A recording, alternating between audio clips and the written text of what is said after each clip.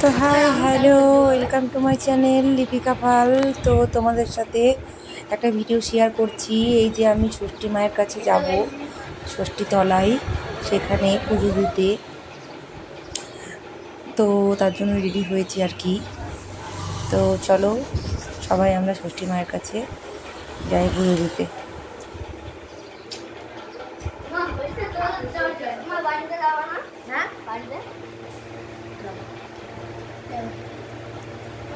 তো এই যে পৌঁছে গেলাম ষষ্ঠী মায়ের তলায়। তো সেখানে সবাই মায়েরা পুজো দিচ্ছে। তো আমি উঠেছিলাম পুজো দিতে। তো সবাই দেখো প্রত্যেকে পুজো দিতে এসছে। তো অনেক মায়েরা এসেছে পুজো দিতে। এবার এই যে আমার মা পুজো দিচ্ছে এখন,